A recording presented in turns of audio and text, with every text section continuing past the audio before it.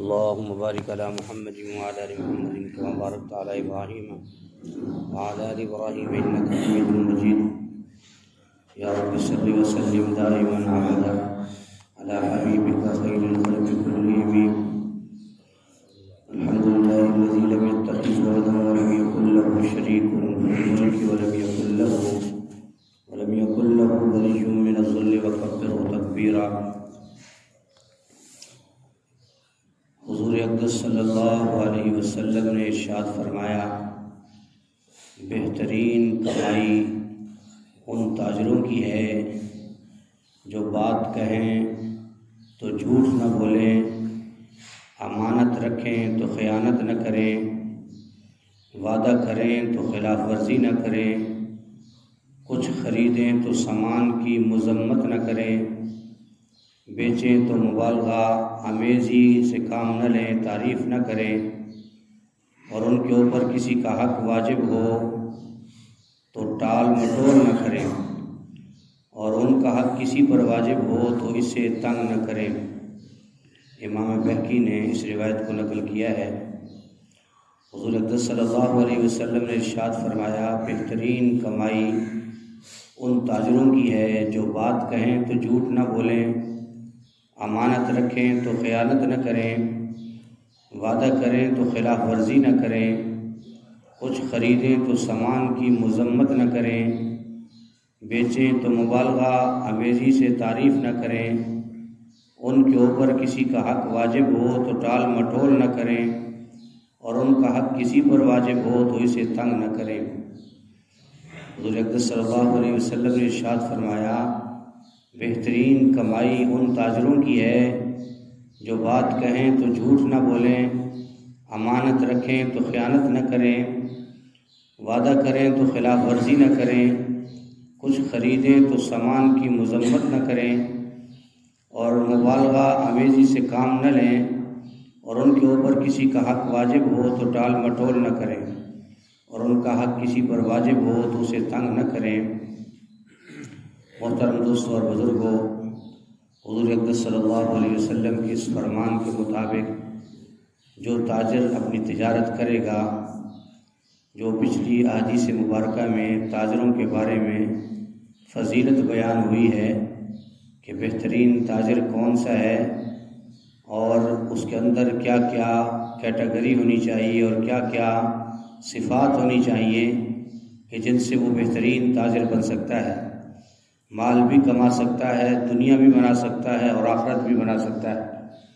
تو حضور صلی اللہ علیہ وسلم نے یہاں جن چیزوں سے آگاہ فرمایا ہے کہ کمائی کو اور زیادہ بہتر کرنے کے لیے جو چیزیں انتہائی ضروری ہیں سوسائٹی اور معاشرے کے لیے، اس تاجر کی ذات کے لیے وہ کیا چیز ہے. فرمایا کہ جھوٹ جو ہے اس سے ہر ممکن پرہیز کیا جائے، کبھی بھی نہ بولا جائے، اور امانت کا بھی خیال کیا جائے، وعدہ جس سے کرے اس کی خلاف ورزی نہ کرے. فرمایا کہ جو کچھ خریدے تو سامان کی مذمت نہ کرے. یہ ایسی بیماریاں ہیں جو آج کی سوسائٹی اور معاشرے میں بہت زیادہ بڑھ چڑھ کر ہمارے اندر پائی جا رہی ہیں، اور جس کی وجہ سے جو ہے فرمایا کمائی اس میں کوئی خیر و برکت نہیں رہی. کیا معاملات ہیں، تاجر یہ سمجھتا ہے جیسے وہ کسی نے نعرہ لگایا تھا ہمارا جسم ہماری مرضی، تو گویا کہ تاجر بھی یہ کہتا ہے کہ میرا مال میری مرضی، میں جیسے چاہوں بیچوں، جھوٹ سے بیچوں، سچ سے بیچوں، جیسے چاہوں. فرمایا نہیں، یہ حضور صلی اللہ علیہ وسلم کا امتی ہے، اس نے اللہ کے نبی پر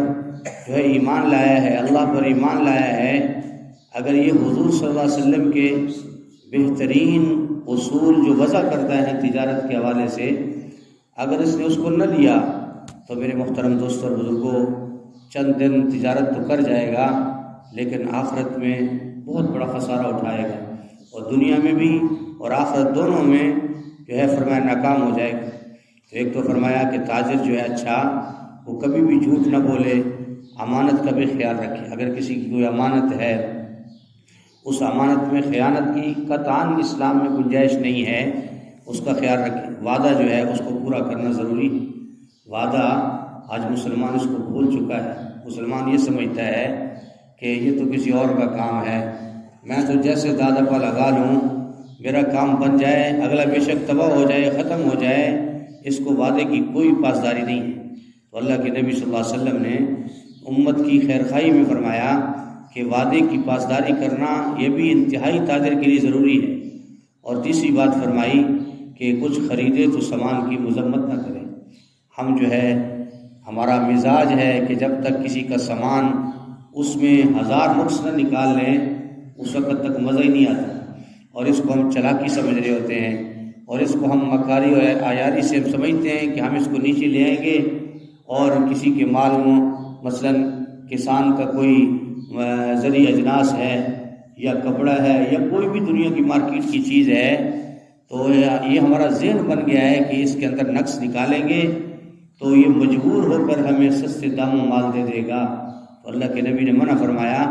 کہ کچھ اگر خریدنا چاہتے ہو تو سامان کی مذمت نہ کرو، جو سامان تمہاری سمجھ میں آ رہا ہے اسی کے مطابق اس کو خرید لو۔ کبھی مسلمان کا مزاج یہ تھا حضور صلی اللہ علیہ وسلم کے زمانے اور بعد میں کہ مسلمان مال کو بالکل صحیح بتاتا تھا کہ جو اس میں نقص ہوتا نہ ہوتا جو ہوتا، خریدنے والا بھی سمجھتا کہ یہ مسلمان کبھی جھوٹ نہیں بول سکتا۔ لیکن میرے محترم دوستو، آج ہماری تجارتوں کا جو حال ہے، فرمایا ہم خود ہی جانتے ہیں کہ ہماری نیتیں کیا ہوتی ہیں اور کس طرح ہم جو ہے اپنی نیتوں سے معاملے کو خراب کر رہے ہوتے ہیں۔ اور تیسری بات چوتھی فرمائی کہ اپنے مال کو بیچنے میں خریدنے میں تو کوشش کرتا ہے مذمت کروں، اور فرمایا جس وقت بیچنا چاہتا ہے تو پھر بے حد تعریف کرتا ہے، بہت زبردست اعلیٰ چیز ہے، یہ ہے وہ ہے۔ اللہ کے نبی نے دونوں چیزوں سے منع فرمایا کہ نہ تو تم نے مبالغہ کرنا ہے اور نہ ہی تم نے جو ہے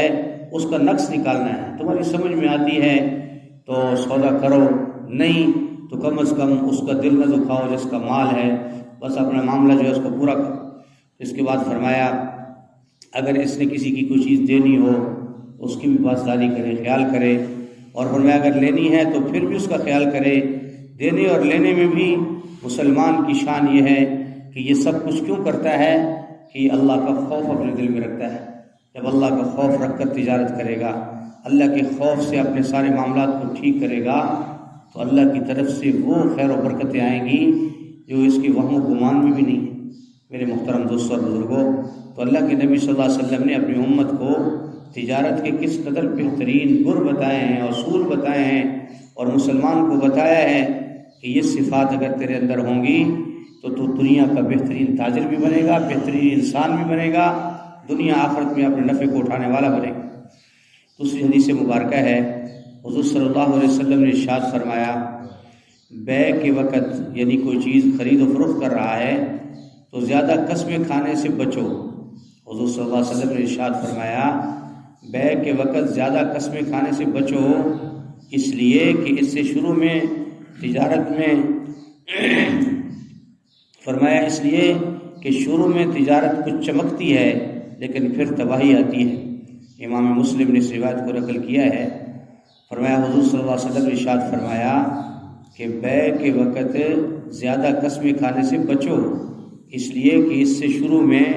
تجارت کچھ چمکتی ہے لیکن پھر تباہی آتی ہے۔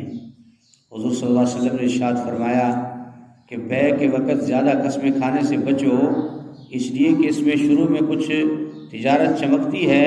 لیکن پھر تباہی آتی ہے۔ تو فرمایا تاجر کو قسم کھانا بھی منع ہے، اور قسم کھا کر مال کا بیچنا، فرمایا یہ بڑی سخت وعیدیں حدیث کے اندر۔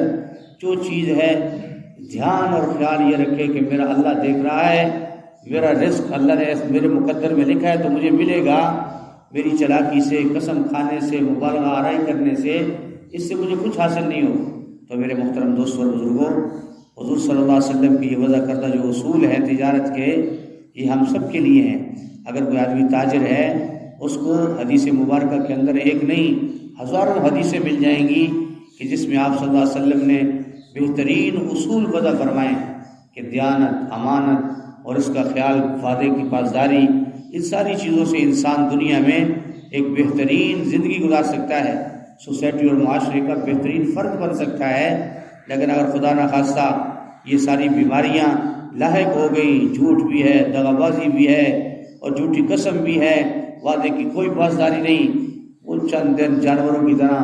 بازار میں چلے تو جائے گا، لیکن ہر چیز بیچ بٹا کے اور تباہ کر کے اپنا بھی حال خراب، اگلے کا بھی خراب، کچھ حاصل نہیں ہوگا۔ جو آدمی چاہتا ہو کہ حضور صلی اللہ علیہ وسلم کا میں امتی بنوں، کل حوض کوثر سے مجھے پانی نصیب ہو اور میں کل اللہ کے عرش کے سائے میں چلا جاؤں اور تاجر ہوں،